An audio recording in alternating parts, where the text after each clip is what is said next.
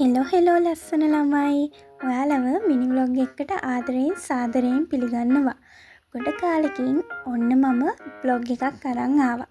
දිග ව්ලොග් එකක් ගේන්න බැරි වුණත් මිනි ව්ලොග් එකක් ගෙනාවා. මොකෝ වැඩත් එක්ක හරිම බිසි. ඉතින් මම මේ ලෑස්ති වෙලා ඉන්නේ ලෑස්ති වෙන්න හදන්නේ ක්ලාස් යන්න. අපි බලමු අද දවස ගෙවෙන්නේ කොහොමද කියලා. මං හිතනවා ඉස්සරහට ඔයාලට මේ වගේ චූටි මිනි ව්ලොග් අරන් එන්න. මට එක්සෑම් තියෙන හින්දා ව්ලොග් එකක් කරන්න ටයිම් එකක් ඇත්තටම නැහැ. එඩිට් කරන්නත් ටයිම් එකක් නැහැ. මේ වගේ මිනි ව්ලොග් කරන්න මේ වගේ වීඩියෝස් ගත්තහම මට හරිම ලේසියි එඩිට් කරන්න. අපි දැන් එහෙනම් බෑග් එක රෙඩි කරගමු. මම බෑග් එකට දාගත්තේ අද තියෙන සබ්ජෙක්ට් එකේ පොත, වතුර බෝතලේ, කුඩේ, පර්ස් එක, වොලට් එක, තාමම සිල්ලර දාගෙන යනවා පොඩි පවුච් එකක් වගේ එකක්. චූටිම චූටි කියුට් එක මේ තියෙන්නේ. ඒකත් දාගත්තා මගේ එයර්පොඩ් එකත් එක්ක. වෙට් ටිෂු මේ ඔක්කොම දාගෙන බෑග් එක රෙඩි කරගත්තා. මේ ඉන්නේ මම ඉයරින්ග්ස් දෙක පෙන්නපු එක කලින් දැම්මේ නැහැ. මේ ගවුමට මැච් වෙන්නේ නැහැ කියලා හිතුනේ නිසා. දැන් බස් එකට යන ගමන් තමයි ඉන්නේ. මේ තියෙන්නේ පයින් යනකොට තියෙන view එක මාරම ලස්සනයි. මම දැන් බස් එකට ඇවිල්ලා ඉන්නේ.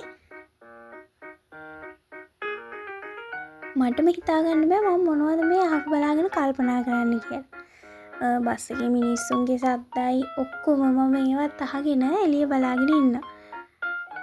මම දැන් ටවුන් එකට ආවා. මම ATM එකට යන්න ඕනේ. ATM එකට ගිහිල්ලා පොඩි ගමනක් යනවා. මේ යන ගමන් තමයි ඉන්නේ. මගේ ඩෙනිම් එකක් කොට කරගන්න තිබ්බා. පොඩ්ඩක් කොට වෙලා ඉපදුනාම ඕක තමයි ප්‍රශ්නෙකට තියෙන්නේ. ඇඳුම් ගත්තාම හදන්න ඕනේ. ඊට පස්සේ ගර්ල්ස්ලා ආසම තැනකට ගියා. ඉතින් ඕවා ටිකක් බලලා මමත් ඉයරින්ග්ස් දෙකක් ගත්තා. මට මැච් වෙන ඒවා ගොඩක් ඒවා තිබ්බේ නැහැ. මං ඉයරින්ග්ස් දෙකක් බලන්න බයි ගියේ. මගේ ජෝග්‍රෆි යාළුවා එනකම් මම මේ හිටගෙන ඉන්නවා. ඩයල් එක තාම නැහැ. ඉන්නවා. ඔන්න දැන් එනකොට තමයි මට hina ගියේ.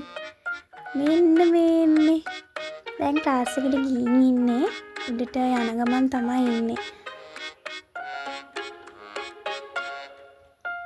නෑ මෙයා මල් කඩනවා නෙවෙයි. එයාගේ යාළුවාට කතා කරනවා එයා දෙන්නේ නැත්තේ කියලා.